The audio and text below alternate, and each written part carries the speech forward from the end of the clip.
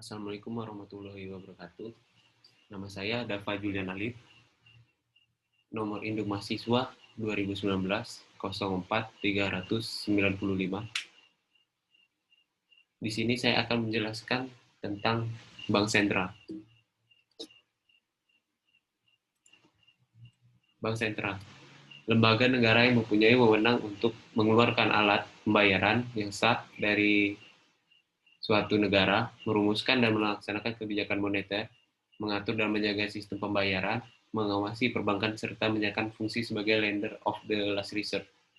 Bank Sentral Indonesia adalah Bank Indonesia. Bank Indonesia adalah lembaga negara yang independen, bebas dari campur tangan pemerintah dan atau pihak-pihak lain. Bank Indonesia merupakan badan hukum berdasarkan Undang-Undang Nomor 23 Tahun 1999. Fungsi Bank Sentral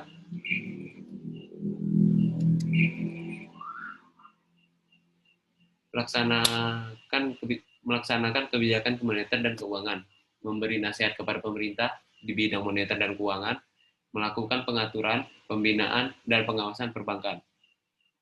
Sebagai bankers bank, memelihara stabilitas keuangan nasional, melancarkan pembiayaan pembangunan ekonomi, mendorong pengembangan sistem perbankan yang sehat. Tujuan dan tugas pokok Bank Indonesia. Tujuan mencapai dan memelihara kestabilan nilai rupiah. Tugas pokok, menetapkan dan melaksanakan kebijakan moneter, mengatur dan menjaga kelancaran sistem pembayaran, mengatur dan mengawasi bank. BI sebagai pelaksana kebijakan moneter, menetapkan sasaran moneter dengan memperhatikan sasaran laju inflasi, pengendalian moneter, operasi pasar terbuka atau OPT, rupiah dan valuta asing, penetapan tingkat diskonto, penetapan cadangan wajib minimum, pengaturan kredit atau pembiayaan, melaksanakan kebijakan nilai tukar berdasarkan sistem nilai tukar yang telah ditetapkan, mengelola cadangan devisa.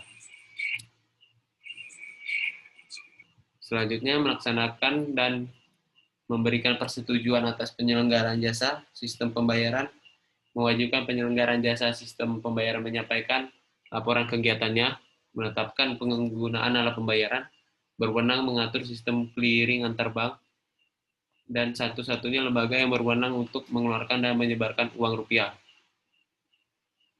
BI sebagai pengawas bank, memberi dan mencabut izin usaha bank, melakukan pengawasan langsung maupun tidak langsung kepada bank-bank di Indonesia, menetapkan ketentuan perbankan yang memuat prinsip kehati-hatian, mewajibkan bank menyampaikan laporan serta melaksanakan pemeriksaan terhadap bank. BI dilarang memberikan kredit kepada pemerintah.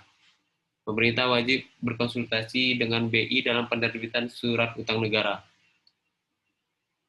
Instrumen moneter bank sentral ada OPT atau operasi pasar terbuka, penetapan tingkat diskonto, giro wajib minimum.